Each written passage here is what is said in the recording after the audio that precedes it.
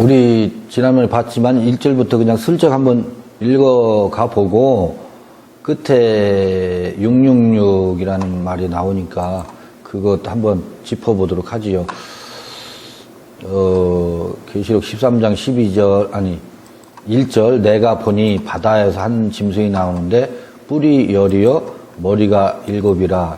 요 바다에서 한 짐승이 나온다. 요거는 지난번에 살펴봤고, 10뿔 7머리.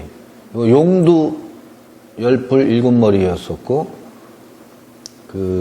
용은 12장에서 나왔었죠. 그 뿔에는 열 면류관이 있고 그 머리들에는 참남된 이름들이 있더라 그러는데, 참남된 이름들이 있더라라고 표현되어 있는데, 이래요. 이 참남하다라는 말이 어디에 있었죠? 예수께서 아버지와 내가 하나다 하니까 바리새인들이나 유대교 사람들이 뭐라 그랬어요? 참으로 참남하다. 그걸 우리가 기억하지요. 근데 여기는 반대로 머리들에는 참남된 이름들이 있더라 그래요. 그러면 거기서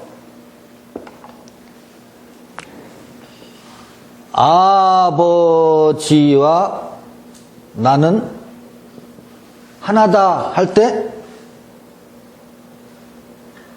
참남하다 그랬어. 그러니까 누구의 눈에 의하면? 바리새인의 눈에 의하면 예수는 참으로 참남해. 그런데 지금 우리들의 바리새인의 입장이 아니고 예수의 입장에서 보면 누가 참남한 거예요? 바리새인들이 참남하죠? 그러면 바리새인들은 어떤 하나님을 섬기고 있기 때문에? 유대교 하나님이야. 유대교, 편하게 그냥 유대교 하나님이에요. 유대교 하나님인데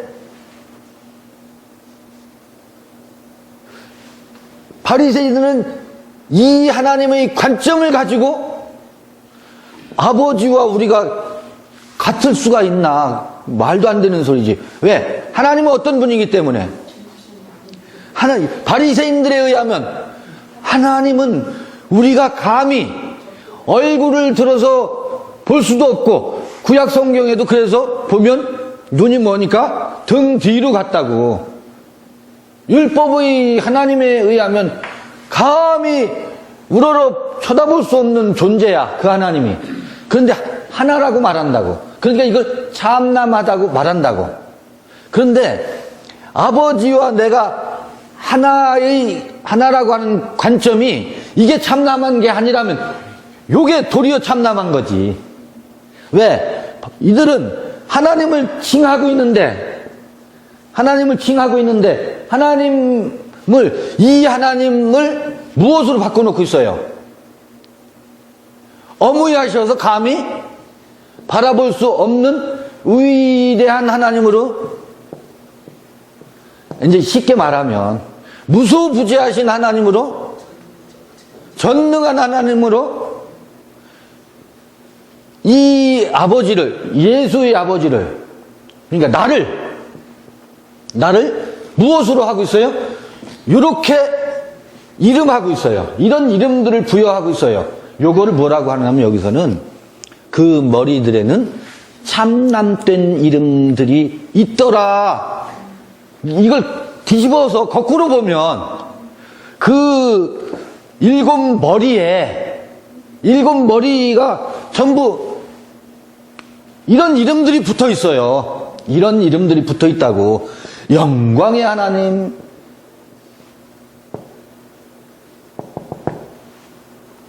좋은 이름은 다 붙어 있지. 사랑의 하나님. 그러니까 얼마나 좋아요. 좋은 이름들이야. 여기 버릴 것이 하나도 없어. 근데 이게 뭐라는 거예요? 이게 7머리야. 그런데 이게 버릴 게 하나도 없는데 이게 참남된 이름이래. 이게 어떻게 그럴 수 있을까? 요게 읽혀졌으면 좋겠어요. 요게 보여졌으면. 똑같은 소리잖아요. 똑같은 소리예요. 자기네가 믿는 거나 이쪽 믿는 거나 똑같은 똑같은, 그런데 이 짐승들의 하나님은 어떤 하나님이어서 그래요? 큰 자의 하나님이거든. 큰 자에게 붙여지는 이름이야. 이름은 표현은 똑같아. 표현은 똑같아. 아니, 사랑? 이거 어느 종교에서 이게 빠지는 종교가 어디 있어요? 근데 이들이 말하는 사랑은 큰 자를 지향하는 사랑이거든. 그래서 이게 말하자면 참남된 이름들이 있더라. 내가 본 짐승은 표범과 비슷하고 그래요. 그 발은 곰의 발 같고, 표범,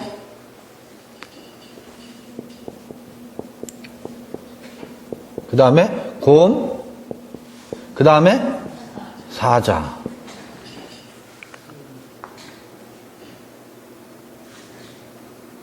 사자 입 같은데 용이 자기의 능력과 보좌와 큰 권세를 그에게 주었더라. 자,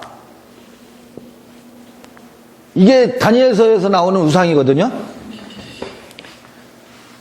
다니엘서 사자, 곰, 표범, 요게 합치면 무섭고 두려운 짐승. 무섭고 두려운 짐승 해서 네 짐승의 형상이 다니엘서 나오는데, 이거를 사자 입 같은데, 사자 입은 이건 하나님의 그 모양도 사자의 형상이 나와요.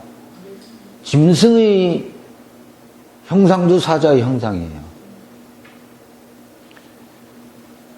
같은 사자가 아니라고. 이건 큰 자를 지향하고 잡아먹는 형상이에요. 생명의 우레소리는 사자의 형상은 뭐겠어요?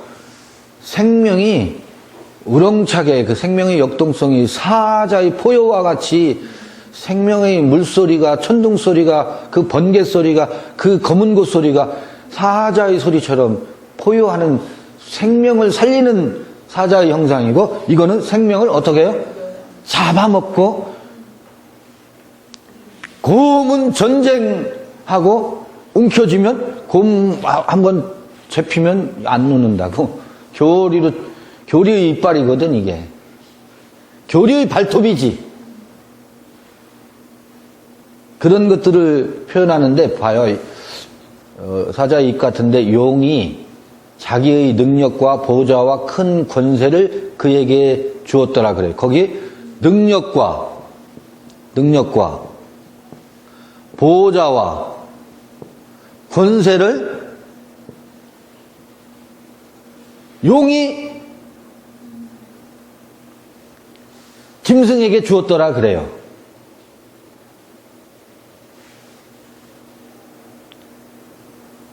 지금 용과 짐승이죠. 여기서 용은 뭐예요? 바리새인들이 하나님이라고. 유대교의 하나님이라고. 옛 뱀이니까. 옛 뱀. 용이잖아요. 그런데 이 짐승들은 스스로 표범과 곰과 사자와 무섭고 두려운 짐승이 된 적이 없어요, 스스로. 항상 무엇을 빙자해서, 이 하나님을 빙자해서 하나님이 내게 이러이러한 권세를 주셨다라고 말하고 있고, 또 그 하나님으로부터 권세를 받아서 이들이 용을 세워요. 용을 낳고 키워. 그리고 이 용으로부터 그 권세를 받아. 묘한 관계예요. 묘한 관계입니다. 이 아무개가, 이 땡땡 아무개가 그런 권세를 부여할 때 항상 누구를 빙자해요? 하나님을 빙자하지 않으면 그 큰 권세를 휘둘릴 수가 없어요.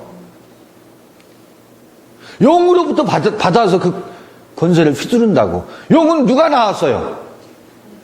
음녀가 낳고 짐승이 용을 낳아서 키워요. 이게 서로 주고받아요. 이 용은 누가 낳았다고? 짐승들이 낳고 키운다고. 어떻게? 이러한 호칭을 부여하면서. 그래서 어떤 철학자가 하나님을 뭐라고 표현을 하냐면, 하나님을 누가? 인간의 필요에 의해서 하나님을 뭐 했다는 거예요? 창조했다는 거예요. 만들어진 거예요. 그 신은 인간이 만들어내는 신이에요. 이 신은 인간이 만들어내는 신이라고. 그래서 이 신은 사실은 용이지, 사망이고 죽은 자의 신이지, 죽은 신이지.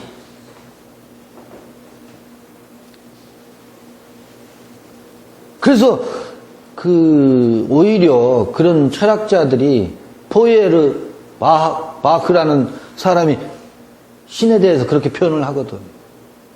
그러니 어떻게 되겠어요? 기독교에서는 말도 안 되는 소리잖아요. 그 소리가, 그런 소리들이. 그런데 예수가 이걸 드러내고 있거든.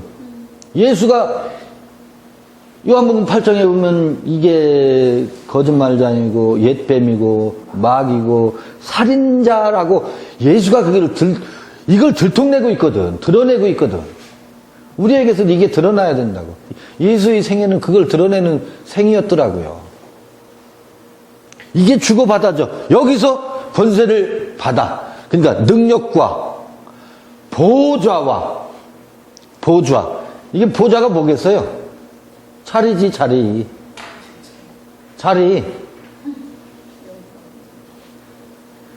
권세. 이걸 용으로부터 부여받아서 광포를 휘두르고 있어요. 사람들은 그 앞에 종이 되고 있습니다. 종 노릇하고 있고, 거기 가서 더 큰 자리를 얻으려고, 더 큰 권세를 얻으려고 뭐 해요? 희생을 하지. 열심히 종 노릇을 하지. 그게 이 땅 위에서 무수히 벌어지는 참상입니다. 비극적인 종교의 참상이에요. 이거를 우리가 사실은 지금 현실에서 비일비재하게 일어나고 있는 것이 이 메커니즘 속에서 전부 일어나고 있는 거거든. 근데 이게 용으로 드러나지 않기 때문에, 용이 아니라 하나님이기 때문에 그들에게 이 쇠사슬 감옥에서 벗어날 방법이 없어요. 해방될 방법이 없어요. 그래서 방죽에 구멍이 하나 나면 방죽이 무너진다고 하잖아요. 작은 구멍 하나 내려고 지금 이러고 있는 거예요. 이 아주 견고한 뚝방에 구멍 하나 내려고 이러고 있는 거예요. 와르르 무너져요. 이게 드러나야 돼요. 수많은 예수가 이거를 드러냈는데 다시 덮여버렸잖아요. 예수는 그래서 위대한 거예요.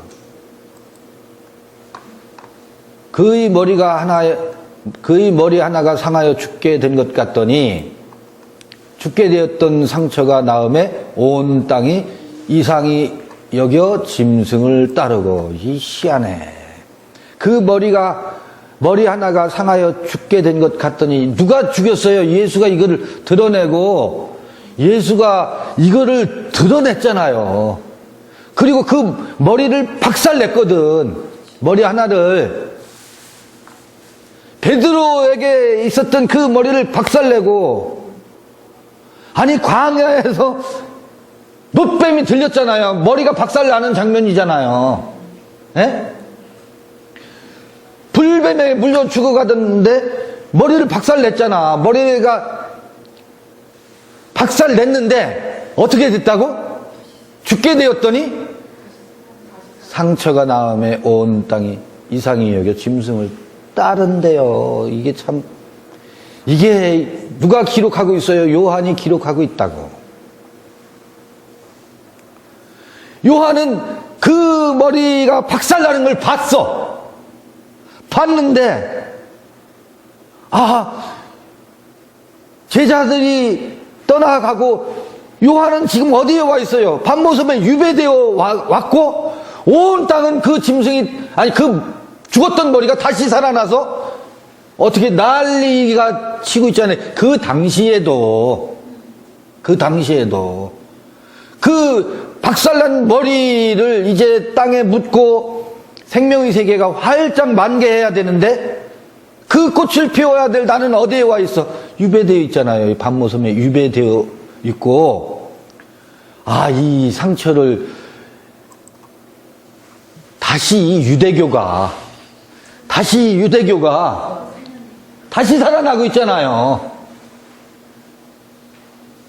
다시 살아나서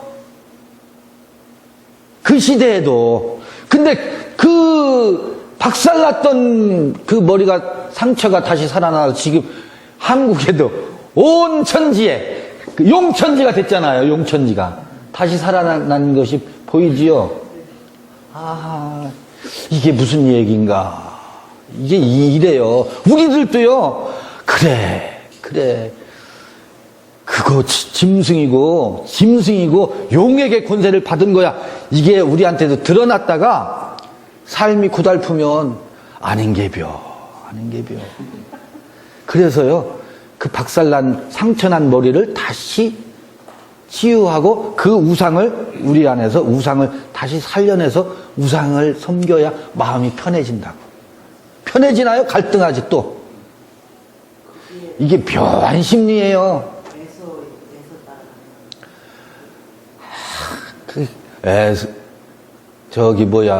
누구 머리가 박살났어요? 이스마엘의 광야로 쫓겨났지. 이삭은 약속의 자녀니까, 이삭은 여기 내 손은 없잖아요. 근데 이삭이 쌍태아를 낳았어. 머리가 광야로 내쫓았는데, 어디서 또 나왔어? 에서가 또 나왔어. 그 이스마엘의 유전자가 어디 숨어 있었나 보죠? 무좀균처럼 어디에 잠복돼 있다가 에서도 또 툭 튀어나오네. 이게 머리를 댕강 잘라내면 또 살아나고. 이게 우리 인생이 그래요. 인생이 그런 것 같아요. 우리가 참 이 육체의 환란이 찾아오면 우상을 찾아요. 쉽게 우상을 향하기가 쉽게 구조화돼 있어요. 다시 율법주의로 돌아가는 형국은 다시 율법으로 돌아가지요. 율법을 저건 율법이야 해놓고 그걸 다 심판해놨다가 자기가 또 율법주의자가 되네.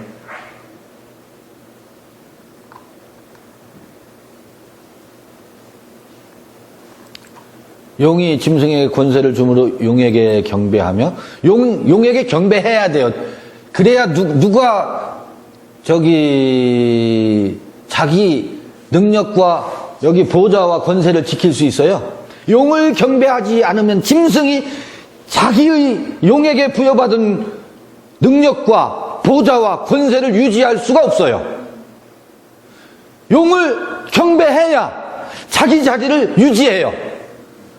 하나님이 내게 사명을 주신 거야. 하나님이 내게 지혜를 주신 거야, 이 사람들아. 내가 스스로 하는 건 줄 알아? 아니야. 하나님이 나를 택하셔서 참목자로 세우셨다니까. 성경에 참목자가 나타난다고 했잖아. 그가 나야.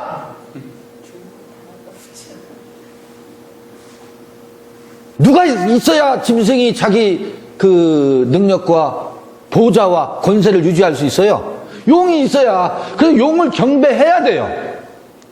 그래서 용을 처단을 못해요. 그래서 아버지 하는데 봐보세요. 다 아버지래. 예수도 아버지와 나는 하나다라고 하니까 다 아버지 하는데 이름은 똑같아.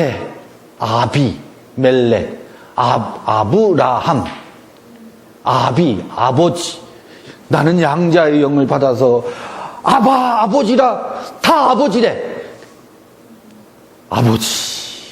아버지 그래. 그런데요, 그가 아버지라고 하는데 아버지인 줄 아세요? 용을 아버지라고 부르고 있어요. 그 입에서 누구의 말을 하고 있는지 아세요? 용의 말을 하고 있는 거를 몰라요. 아버지가 말씀하셨대. 다 아버지가 말씀하셨대. 다 간증하면서 아버지가 내 안에서 말씀하시는데 교리는 다 아니까.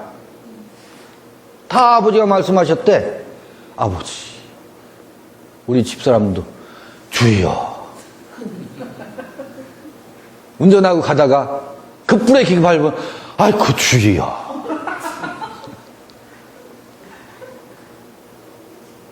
자, 그때 그 입에서 튀어나오는 게 누가 말하는 거예요?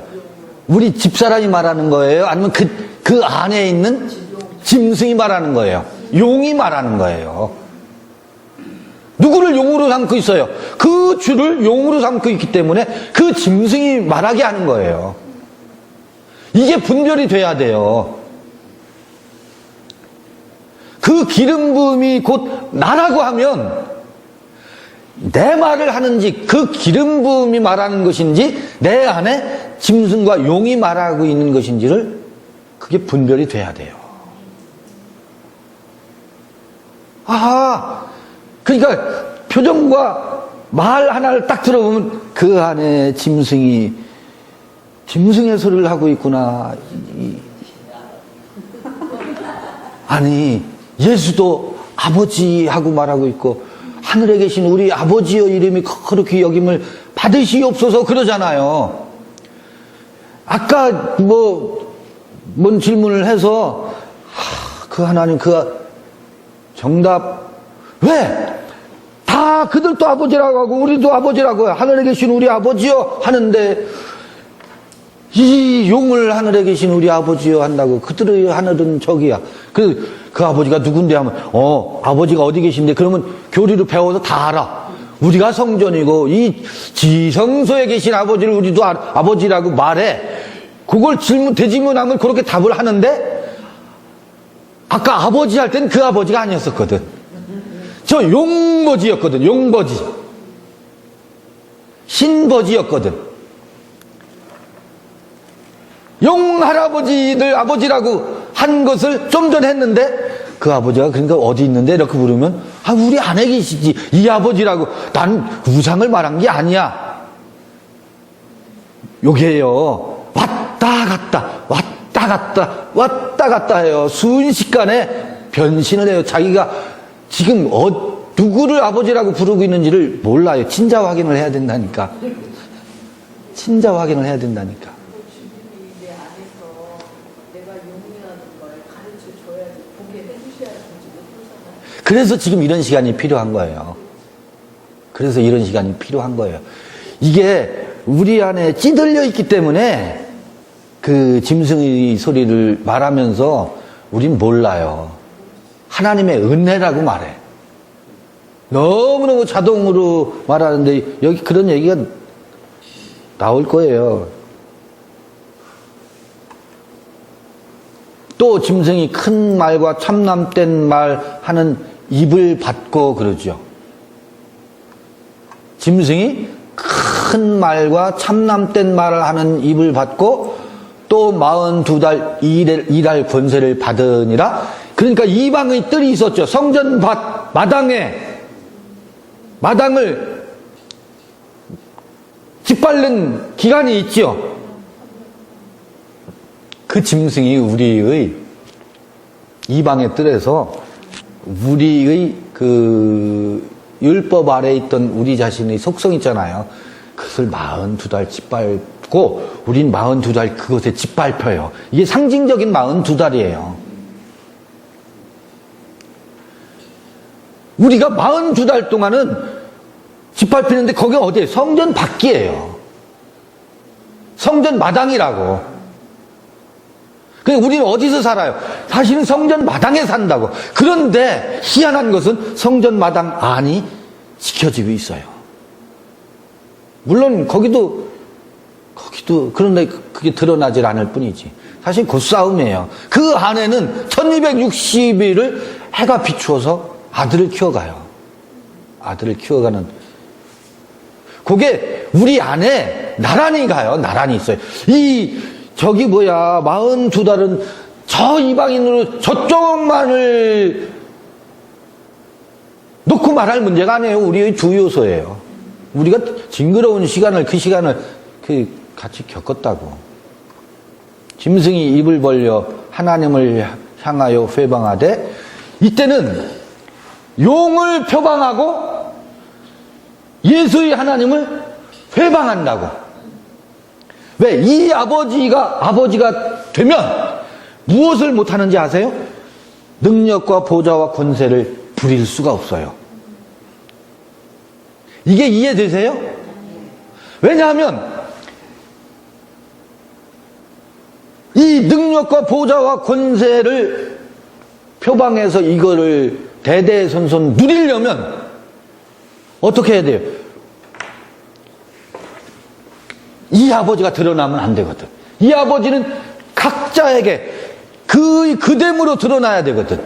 이게 드러나면 짐승이 권세를 부릴 수 있는 여지가 없어요. 왜? 그들이 각각 살아났는데 내가 어떻게 휘둘러요? 짐승의 자리가 끝나요. 이게 드러나면. 우리 각각이 한 사람 한 사람 안에 나라와 권세와 영광이 각자 사라지는데 내가 권세를 휘둘러요? 권세를 휘둘릴 수가 없다고. 그래서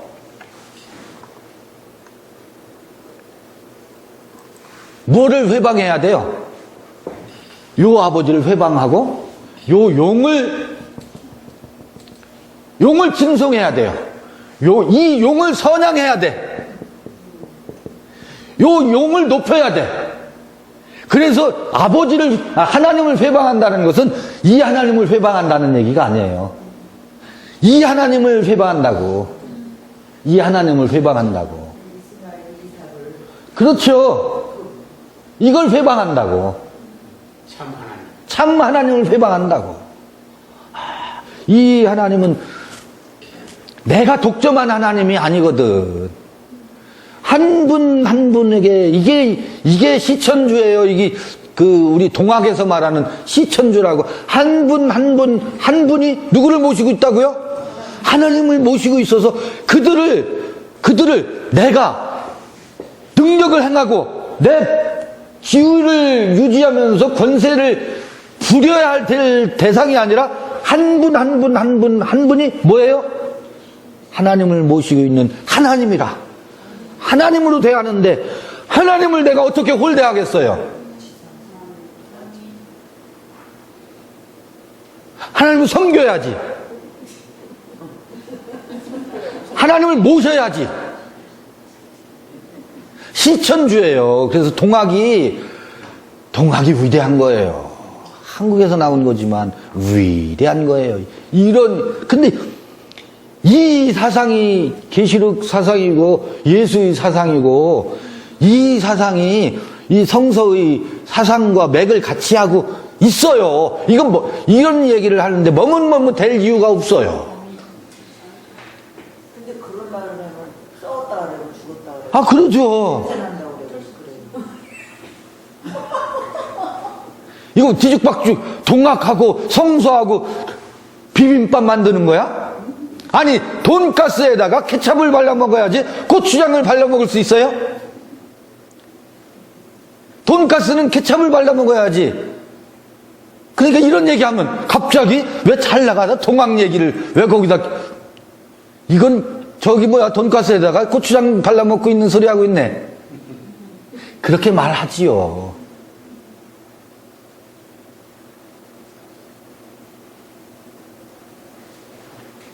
그런데 이게 소위 그 뭐라 그래요? 이놈의 진영 논리. 어느 한 진영에 빠져 있으면 진영의 괴수가 된다고. 서학의 진영에 빠져 있으면 동학은 나쁜 거야. 동학의 진영에 빠져 있으면 저 서학 못된 거야. 그래서 동학과 서학이 뭐예요? 전쟁을 치르고 다투잖아요. 그런 게 어디 있어요? 자유와 사랑이 하나가 돼요. 이게 이 땅 위에 있는 민중이나 유대교에 있었던, 유대 반도에 있었던 그 민중이나 사람이지, 사람이지. 안 그래요? 어느 진영에 빠져 있으면, 기독교에 빠져 있으면, 기독교 바깥은 이 기독교 진영 논리에 사로잡혀서 이 기독교 바깥은 다 마귀 자식이래. 다 마귀 자식이야. 아니, 그런 째째한 하나님을 쓰레기통에다 쳐박아야지. 안 그래요? 아니, 왜 불교 얘기를 하느냐? 불교가 어디 있고, 기독교가 어디 있고, 동학이 어디 있고. 그래서 동학이란 말도 저는 불만이에요. 그때 당시로서는 어쩔 수 없어서 서학, 천주학을 들여다보니까 제재의 눈에 비친 서학은 뭐냐면 하나님을 여기다 놓고 섬기고 있거든. 저기 지방을 어떻게 해요? 향벽설의라고 하잖아요. 향벽 설, 의 그러죠? 뭐야? 벽에다가, 벽을 향해서 뭐를? 의패를 설치했어. 그 지방을 현구학생 부군 신의하고 여기다가 벽에다가 병풍 세워놓고 현구학생 부군, 현구학생 부군 신의 써놓고 여기다가 상을 차려놓고 여기서 뭐 해요? 제사를 지내고 있잖아요. 이게 우리나라 제사법이거든. 가만히 보니까, 최재호가 보니까, 아니, 벽에 조상신이 있는 거야. 여기다가 벽에다가 지방을 써놓고, 이게 지방이 뭐예요? 의패지, 의패. 거기에다가 절하면서 뭐해요? 내년에도 우리 조상님이시여 우리에게 은덕을 베푸셔서 후손들 잘되게 하고 또 풍년 들게 해주세요. 이러는 거와, 아이고, 저 선교사들이 데리고 온 서학의 형태가 하나님을 어디다 두고 있어? 이 벽 속에 하나님 있고 서학을 보니까 요 제사법이나 서학의 제사법이나 똑같은 거야. 누가 보니까? 동학 최재우가 보니까. 그래서 저거 서학이구나. 이 제사법하고 똑같은 거야. 잘되게 해달라고 제사 지내는 거야. 전부. 서학의 하나님도 어디에 있어? 저 벽장 속에 있는 거야. 벽 속에. 여기에 상차림을 하는 게 아니고 저 비나이다 똑같은 형태라서 저거 서학, 저거 몹쓸 종교다. 서학목. 우리는 향벽설의가 아니다. 향 뭐라고요? 설의다. 향하 서류가 뭐예요? 우리의 지성소 사상하고 똑같잖아요. 성전은 어디에 있는 거다? 우리 안에 있다. 하나님은 어디 계시다? 우리가 모시고 있다. 시천주. 하나님은 여기 계시다. 한 분 한 분 안에 계시다. 저 벽에 있는 게 아니다. 그래서 서학은 이거는 성서를 오해한 거예요. 최재우가. 선교사들이 전해준 기독교를 본 것이지 성서의 기독교를 본 게 아니에요. 성경에서 말하는 예수의 기독교를 본 게 아니에요. 그래서 동학이니 서학이니 그런 말이 그때 당시 있었지. 지금 제 눈에 보면 동학도 아니고 서학도 아니에요. 동학에서 말하려고 하는 바나 예수께서 말하려고 하는 바나 똑같아요. 지금 무슨 얘기하다가 이 열로 나갔어요. 짐승이 하나님을 회방한다는 말을 무슨 말인지 몰라. 하나님을 전부 일컫고 있는 그들이 하나님을 회방한다고. 왜? 동일하게 하나님이라는 말은 쓰지만 이들은 이게 서학의 형태요? 향벽 서로의 형태로 하나님을 모시고 향아 설우이를 회방하고 있다고. 향벽 서류가 향하 서류를 회방하고 있다고. 왜? 향하 서류를 인정하게 되면 뭐를 못하기 때문에? 이 짓을 못하기 때문에. 짐승의 권세를 부릴 거긴 여지가 없거든. 한 분 한 분이 시천주이기 때문에. 이게 살아나야 돼요.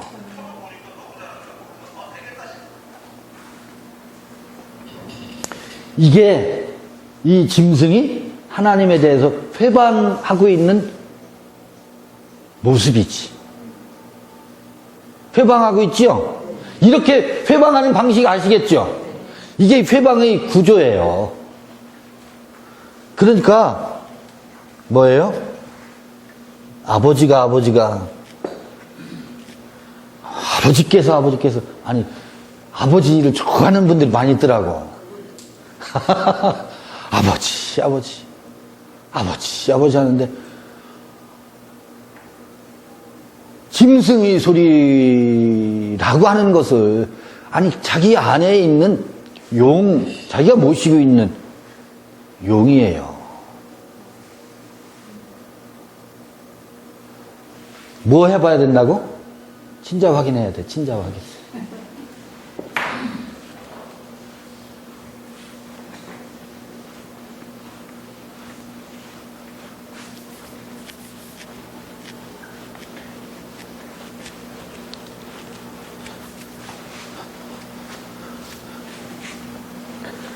제 안에서는 어느 때인가 어떤 위기 상황이 와도 아이고 주여 이 표현이 옛날에 얼마나 잘했겠어요. 그게 싹 없어졌어요. 제 안에서 그런 말이 안 나와요. 왜? 결별했거든요. 그 용은 떠나보냈거든.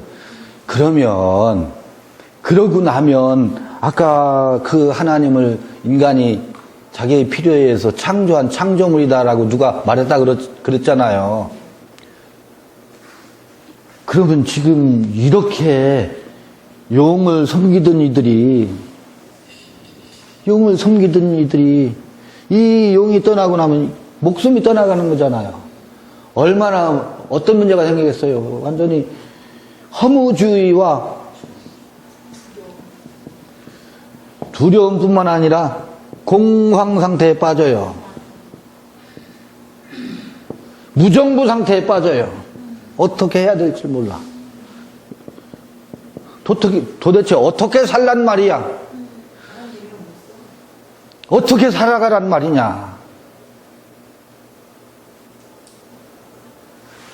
이게 딱 하늘에서 땅으로 떨어져야 비로소 그럼 어떻게 살지? 이 무정부 상태가 잠시 찾아오는 게 우리의 고난이에요. 이 여행을 하는 사람들이. 그러다가 무엇을 찾아요? 그건 참으로 용이었구나, 용이 맞구나. 시천주의 하나님을 드디어 찾게 된다고.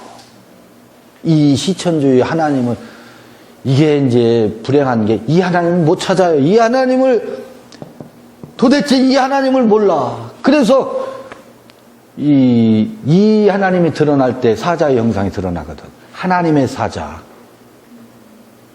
그러니까 이 짐승의 사자 말고요.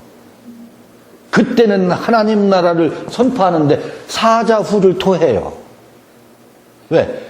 이제 그런가 아닌가 믿을 수 없는 말을 하는 게 아니기 때문에, 자기도 모르는 말을 하는 게 아니고 자기 안에 있는 이 생명의 세계와 그것을 드러내기 때문에 그땐 뭐예요? 그래서 이상하게 우상에게도 사자의 형상이 있는데 그건 뭐예요? 보좌와 권세와 능력을 행하기 위한 사자, 잡아먹기 위한 사자의 형상이잖아요. 짐승의 형상 중에서.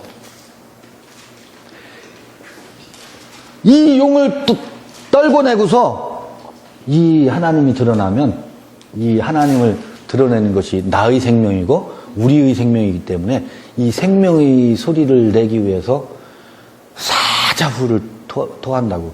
그래서 하나님의 마음에 내 생물의 형상 중에 사자의 형상이 들어가는 거예요. 도대체 이게 왜 여기도 사자가 나오고 저기도 사자가 모양이 똑같은 거야. 아, 이렇게 다르구나. 이렇게 다르구나.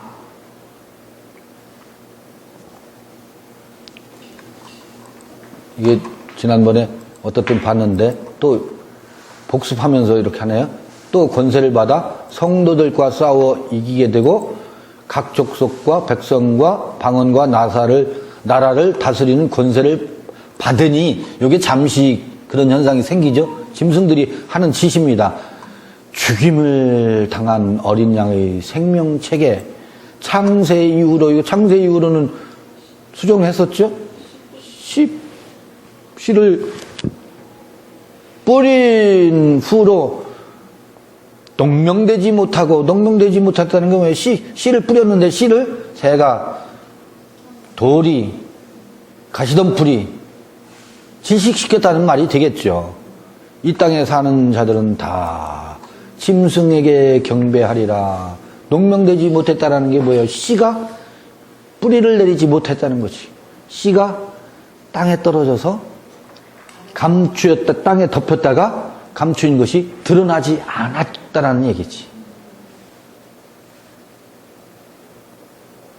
이게 생명체에 농명된다는 말하고 같은 말이에요. 아, 그렇구나. 그렇게 그게 드러나지 않으면, 감춘 것이 드러나지 않으면 뭐 하게 된다고요? 짐승을 경배한다고요.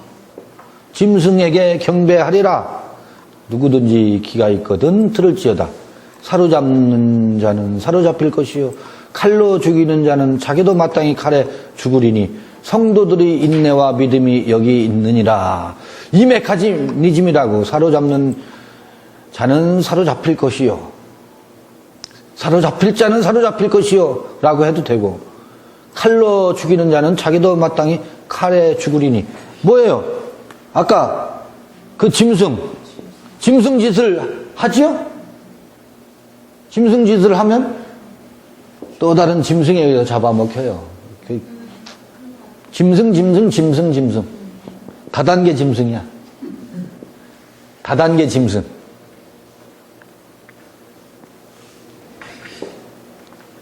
내가 봄에 또 다른 짐승이 땅에서 올라오니 새끼양같이 두 뿔이 있고 용처럼 말하더라. 그래. 용처럼 말하는데, 요건 이제 아까는 바다 짐승이었었죠. 바다에서 올라오는 짐승. 두로왕이었었죠. 바다에서 올라오는 짐승.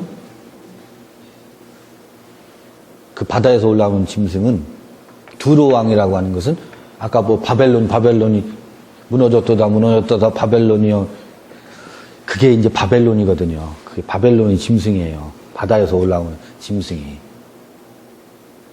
그 다음에 땅에서 올라오는 짐승은, 이게 이 바다에서 오는 짐승은 그 아주 영적 깨달음이거든. 영적 아주 통찰력과 깨달음, 이걸 가지고 짐승 노릇을 하는 거거든. 그게 누구였어요? 솔로몬이었다고요. 그래서 솔로몬이 666이에요. 솔로몬 지혜의 왕이지. 지혜의 왕인데 짐승 노릇을 한다고 나중에는. 그런데 땅에서 올라오는 짐승이 있다 그래요. 이 땅은 뭐예요? 이 깨달음과 함께 땅에서 올라오는 짐승이 뭐겠어요? 우리의 본성이에요.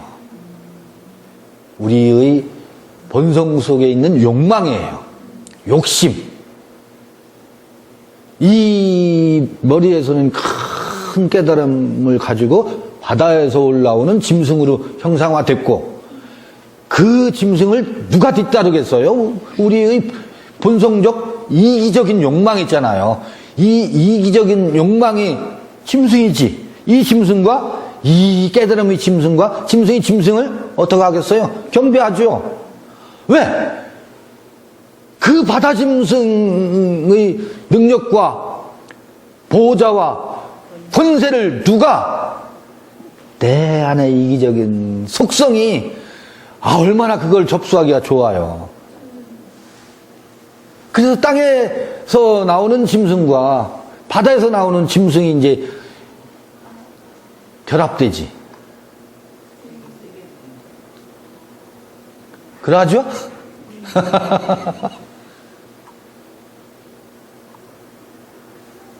내가 봄에 또 다른 짐승이 땅에서 올라오니 새끼양같이 두 뿔이 있고 용처럼 말하더라. 그도 용처럼 말하더라.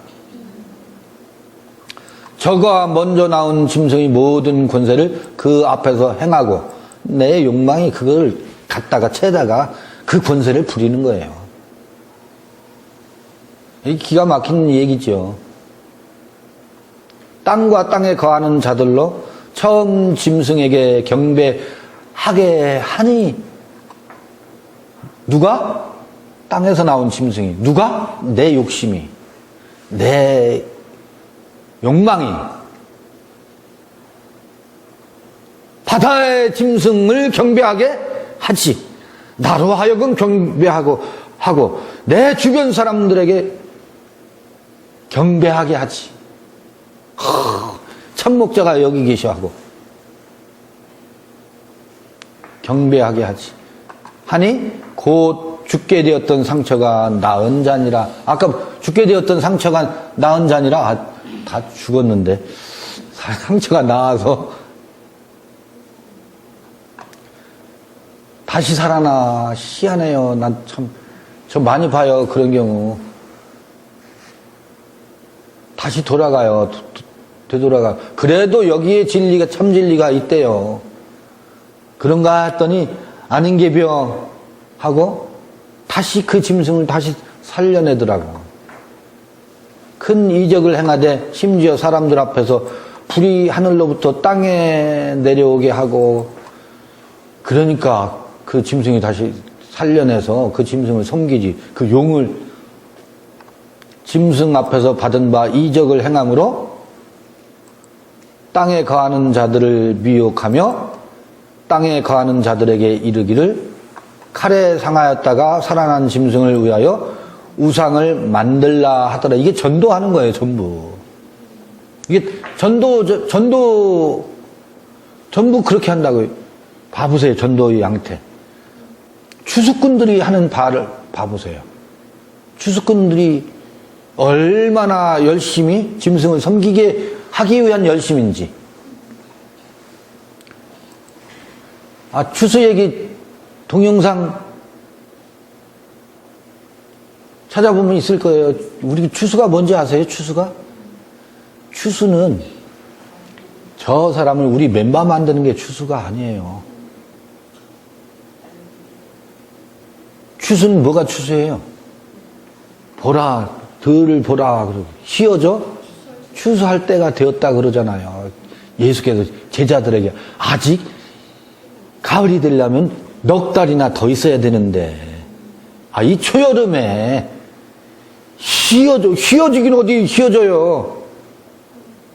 녹음이 방초인데, 녹음 방초가 우거지고 있는데, 예수는 지금 추수할 때라고 말하잖아요. 그 추수가 뭐예요? 성경에서의 추수는 열매를 추수하는 거지.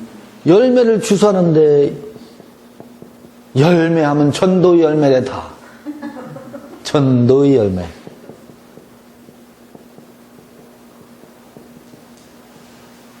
아니에요. 성경에서의 열매는 크게는 두 가지예요. 크게는 무슨 열매? 선악의 열매, 생명의 열매, 이 두 가지예요. 요걸 주소하는 거예요. 이거를 주소할 거냐, 이거를 주소할 거냐. 지금 주소하는 거예요.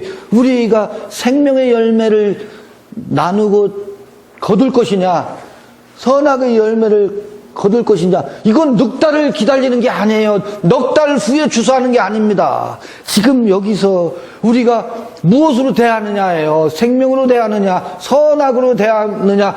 이 생명을 수확해서 생명의 열매를 나누어서 양식으로 삼을 것이냐, 선악의 열매를 추수해서 선악과를 나눌 것이냐의 문제거든. 이게 추수의 핵심이거든. 왜 추수 얘기로 갔지? 추수꾼 얘기 하다가 보니까 그게 아니에요. 전부 다 우리 회원이 돼야 돼. 멤버십이 돼야 돼.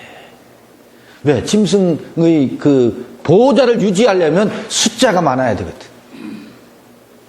우리가 추수할 건 이거예요. 이거를 추수하라는 거예요. 예수는 넉 달을 기다리지 않는다고 보니까 우리가 여기서 생명나무의 열매를, 그 생명나무를 이제 표현하는 소소한 표현은 무수히 많죠. 무화과나무 열매가 있고, 포도나무의 열매가 있고, 각종 나도향이 있고, 무수한 열매를, 생명나무의 열매, 다양한 표현이 있을 수 있죠. 사람마다 다. 그렇지 않겠어요? 이걸 주소하라는 거예요, 이거를.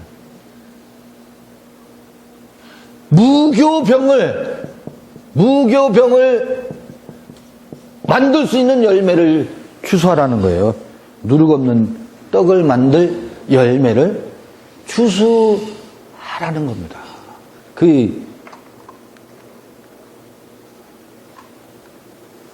우상에게 생기를 주어 그 짐승의 우상으로 뭐라고요? 말하게 하고, 그죠? 저가 권세를 받아 그 짐승의 우상에게 생기를 주어, 아까 뭐라고 했어요? 그냥 급불에 밟으면 옆에 있다가 아이고 주여, 위기 상황에 빠지면 그때 우리 입에서 툭 튀어나오는 게 있어요. 그럴 때마다 자기 안에 있는 짐승에게 생기를 주어서 그 짐승에게 말하게 한다고. 자기도 모르는 사이에 짐승에게 말하게 해서 뭐라고 말해요? 주여 라고 말하게 하지. 그리고 주께서 우리에게 은혜를 베푸셔서 이러이러하게 뭐 했다고요? 사업에 성공하게 하셨다. 주님이 성공하게 하셨다. 누가 말하고 있는 거야? 그 안에 있는 짐승에게 생기를 불어 넣어주고 그 짐승이 뭐 하게 해요? 말하게 하잖아요. 내 입을 빌어서 말하는 거예요, 지금. 나도 모르게 자기는 신앙을 간증한다고 말해. 신앙을 간증하지요. 간증하는데 짐승에게 생기를 불어넣어주고 그 짐승이 뭐 하게 해요? 내 입을 빌어서 말하게 하고 있잖아요. 이게 요한이 이런 표현을 하고 있어요. 우상으로 말하게 하고 또 짐승의 우상에게 경배하지 아니하는 자는 몇이든지 다 죽이게 하더라. 아멘 하지 않으면 어떻게 해요? 짐승이 간증을 해요. 짐승이 말하게 해요. 그런데 뭐예요? 그때 사람들이 다 뭐예요? 그 간증서를 듣고 하나님의 은혜가 그 은총이 참으로 넘치시네요. 아멘 하고 환호하지 않으면 어떻게 해요? 믿음이 없는 자로 그 하나님에 대한, 하나님 내게 이렇게 은혜를 베푸시고 이렇게 하셨는데 당신도 그 하나님께 뭐 해라? 기도하고 열심히 믿어봐. 심지어 뭐라고 무슨 말이 한때 유행했더라. 이제 오래돼서 어떤 믿음은 죽은 믿음이라고? 이 공공연하게 하나님을 믿는 사람이 육신으로 가난하게 산다면 그 믿음은 잘못돼도 뭐가 잘못돼도 한참 잘못됐다라고 아주 공박을 했었잖아요. 아니, 뭐 어찌됐든. 그래서 뭐 하는 거예요? 그 하나님에 대한 믿음을 강요하지. 그러니까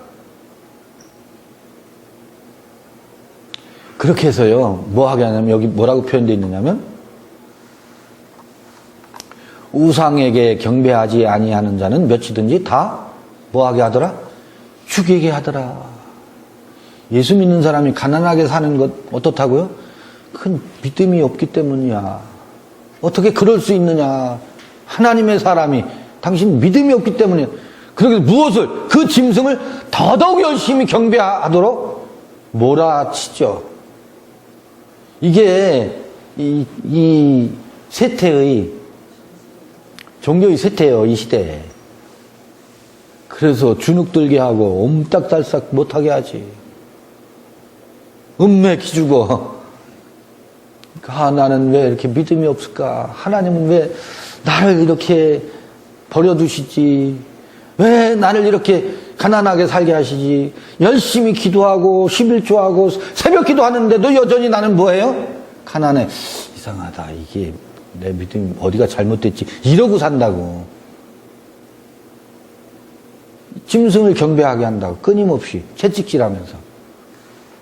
저가 모든 자 곧 작은 자나 큰 자나 부자나 빈궁한 자나 자유한 자나 종들로 그 오른손에나 이마에 표를 받게 하고 누구든지 이 표를 가진 자 외에는 매매를 못하게 하니 이 표는 곧 짐승의 이름이니 짐승의 이름이나 그 이름의 수라. 이게 짐승의 표라는 게 뭐라고 그랬어요? 결국은 짐승의 표라는 게 아까 이거잖아요. 생명의 열매를 추수하는 게 아니고 선악의 열매를 추수하게 하는 선악의 이빨 자국이라고 그랬잖아요. 짐승의 표가. 이들의 표의 이마에는 짐승의 표가 있는데요. 미간이 찌푸려져요. 미간이 찌푸려져. 에이, 그게 아닌데. 당신 믿음이 없는 사람이에요. 참에 하나님이 축복하셨군요. 맞아요. 하나님이 축복하시니 당신 사업체가 그렇게 잘 되시지. 잘 되지. 그게 뭐예요? 미간이 찌푸려지거나 미간이 펴졌다 찌푸려졌다 펴졌다 찌푸려졌다. 이게 뭐 짐승표라니까. 짐승이 표라고. 그걸 가지고 거래를 해요. 늘 교제를 한다고. 교제. 그 거래를 하지. 그 표가 없으면 거래를 안 해요. 그 표를 가진 자들만 거래를 한다. 그들끼리만 소통한다고. 그들끼리만 팔고 사요. 그들끼리만. 나머지는 뭐예요?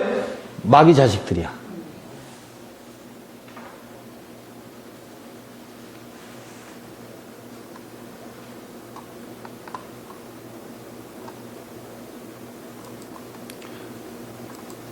누구든지 이 표를 가진 자 외에는 매매를 못하게 하니 그 저울을 들고 있었던 말이 있었죠? 무슨 말이죠? 검은색 말이 저울을 들고 있잖아요. 이게 저울로 얼마나 정확히 타는지 몰라. 이 선악의 세계관으로 사람을 탁 하면 다 보여. 투시의 은사가 있어. 투시의 은사가 있어. 자매 오늘 새벽 기도 안 했지? 어떻게 아는지. 어떻게 알아? 어떻게 하셨대? 목소리 들어보면 알지. 새벽 기도 안 가셨구만. 저울로 다 달아봐요.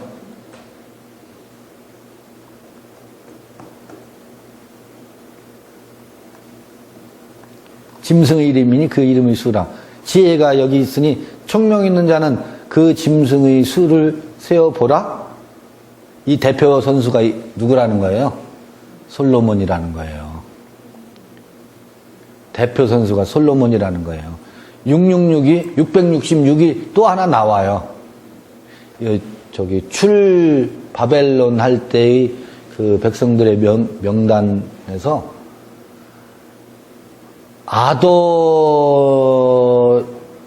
아도나이가 이제 주라는 뜻이거든. 주님이라는 뜻이거든. 아도나이 야킴인가? 아도니아킴의 자손이 666이라 에스라서에 나와요. 에스라서 2장에 나와요. 거기서도 660이 나와요. 근데 아도니아킴이라는 이름이 어떤 뜻이냐면 아도니아킴이 요거 묘해요. 아도나이가 뭐라 그랬어요? 주라는 뜻이잖아요. 그래서 아도니아킴은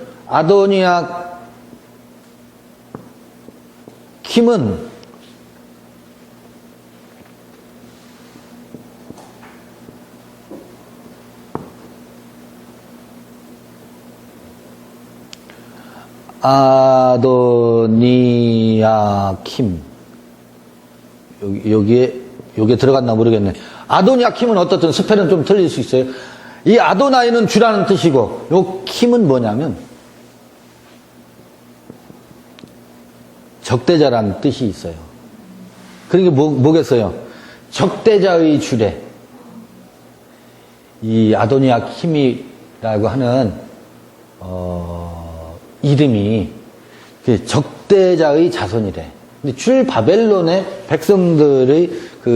백성들의 명단에 있거든요. 바벨론에서 저기 스룹바벨 총독 이스라엘의 총독으로 스룹바벨이 임명받죠. 그러고서 이제 바벨론에서 포로로 잡혀갔다가 바벨론에서 이제 다시 되돌아와. 그 명단 중에 있어요. 요 아도니아킴의 자손이 666이더라라는 게 에스라 2장 14절인가 나올 거예요. 13절인가요? 그게 나오거든요. 아도니아킴.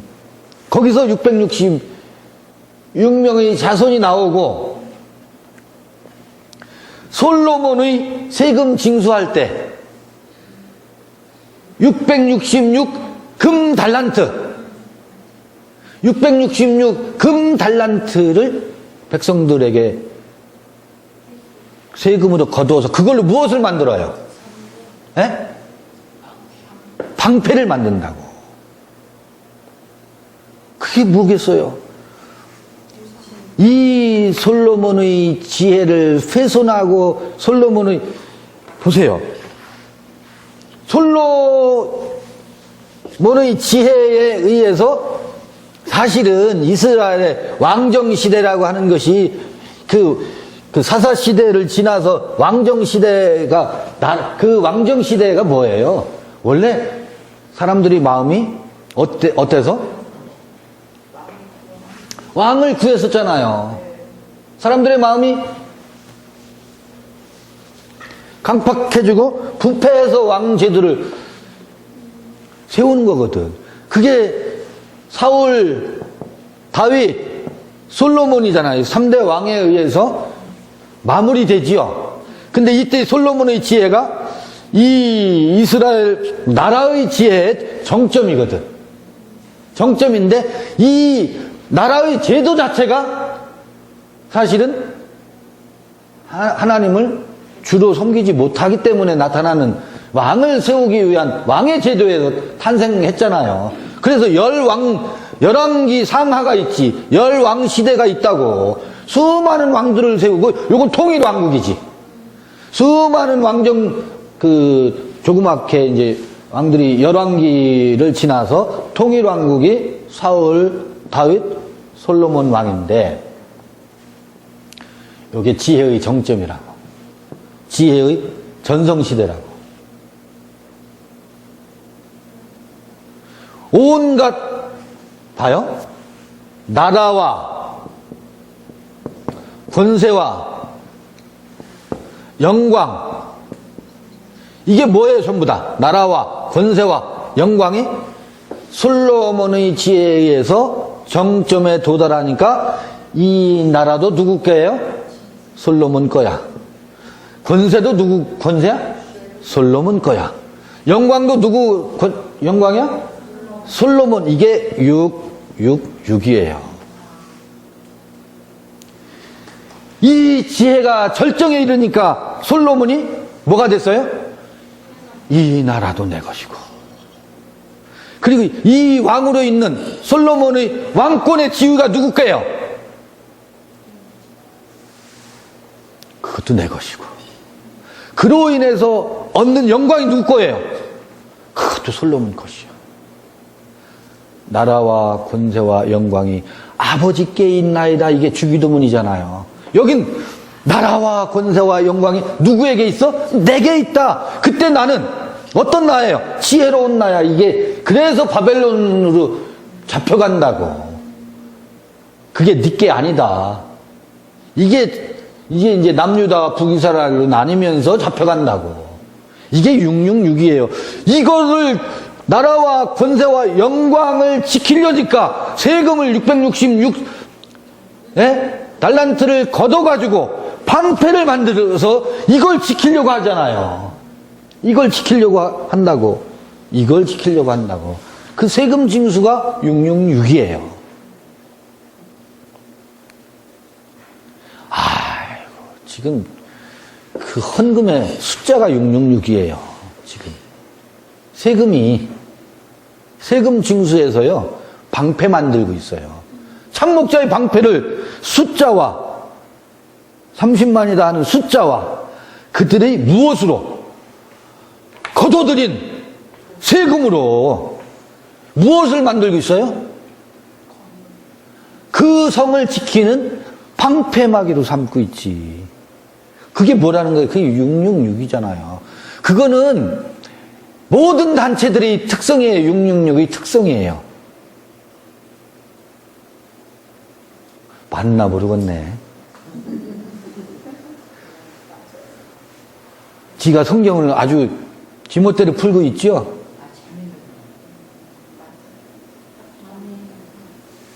다 그렇게 흘러가고 있어요. 이게 짐승의 수예요. 사람의 수, 곧 짐승의 수라 그러잖아요. 666이에요. 누구의 주가 돼 있어요? 아도나킴의 적대자의 뭐가 되어 있어요? 아도나이가 되어 있어요. 적대자가 아까 그랬잖아. 하나님을 짐승이 뭐하고 있다고? 회방한다고 했잖아. 회방자의 주가 되어 있으니까 그게 짐승이고 그게 666이고 봐요. 솔로몬이 누구를 회방하고 있어요?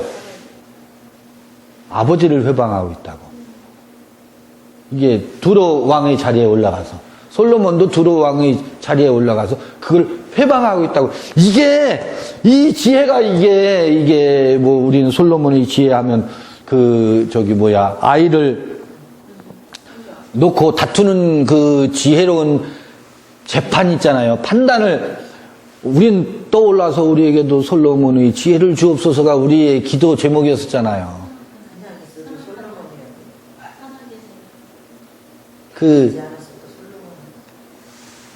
이 지혜가 주는 재미가 얼마나 쏠쏠한데요. 근데 이 지혜는 나의 나라와 권세와 영광을 지키기 위한 것이 아니라고. 나라와 권세와 영광은 누구에게? 아버지께 있나이다. 그 아버지는 누구예요? 그 아버지는 내 안에 나예요. 내 안에 나. 당신 안에 당신이에요. 그러니까 나라고, 나인데 봐요. 내가 나로 하여금 나가 되게 했다고. 그래서 아버지라고. 용이 그가 되게 했어. 용이 그가 되게 했으니까 그가 누구야? 이게 짐승이 되게 했지. 용이. 그러니까 이 짐승의 아버지는 누구야? 용이지. 나의 아버지는 누구고? 내 안에 지성소의 지극히 거룩한 곳에 있는 나라고. 그게.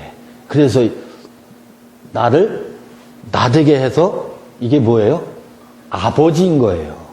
그리고 이 나라와 권세와 영광은 이게 지가 취하면 안 된다고. 겉의 나가 취해서는 안 된다고. 이 나에게 돌려야지.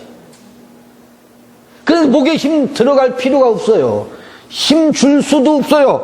왜? 왜? 그들에게 나라가 임했는데 내가 나라와 권세와 영광을 내가 취해서 그들을 다스릴 수가 없다고. 요게 666이 드러나야 14만 4천의 14장이 전개가 돼요. 이게 안 드러나면 14만 4천 이야기가 결코 드러날 수가 없어요. 사실은 14만 4천 이야기가 어디 있었어요? 7장에 나왔었어요. 6째 인을 떼고 7째 인을 떼기 그 사이에 7장에 14만 4천에 대해서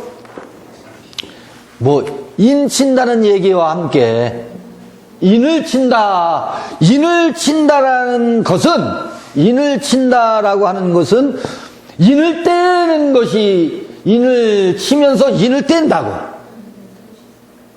인을 뗀다고. 그때 14만 4천 이야기가 나오고 14장에 이때 인친 것이 인을 친 것이 인을 떼면서 다시 뭐예요? 14만 4천 이야기가 14장에서 이게 요한계시록의 정점이에요. 하이라이트예요. 14장이. 요게 드러나려면 각종 인을 떼고 나팔 소리가 들려왔었죠. 일곱 나팔이 지금 불어지고 있잖아. 일곱 나팔을 불면서 무엇을? 666의 정체를 드러내야 이때 인친 이 14만 4천이 14장에서 새 노래를 부르는 14만 4천으로 다시 드러난다고. 여기서 8, 9, 10, 11, 12장에서 아들을 낳는 장면이 나오잖아요. 여자로부터. 그리고 용과 짐승의 정체를 더 13장에서 적나라하게 드러나고 666의 실체까지 666이 그러니까 뭐라는 거예요? 우리가 666이 되려는 속성이 명확히 드러나야 내게 있는 666 내게 있는 666의 속성 요게 심판을 받아야 14만 4천의 새 노래가 불려진다고. 그러니까 저들은 육체대로 풀어요. 그거를 전부 다 요한계시록은 육체대로 푼다고. 그런 거 아닌가 봐보세요. 영으로 풀지 않고. 맞지요? 12지파를 육체대로 풀기 때문에 그렇게 한다고. 12지파가 12기둥이 돼야 된다고 저들은. 그 14만 4천에서 또 다시 이제 우리 7장에서 그 14만 4천에 대한 많은 이야기가 있었을 거예요. 아마 영상에 보면 있을 거예요. 여기서 다시 또 다른 그 같은 흐름이면서 또 다른 각도에서 14만 4천을 보죠. 잠시 쉬었다가 두 번째 시간을 갖도록 하겠습니다. 차 한잔 하시고요. 잠시 쉬었다가 14장으로 넘어가 보겠습니다.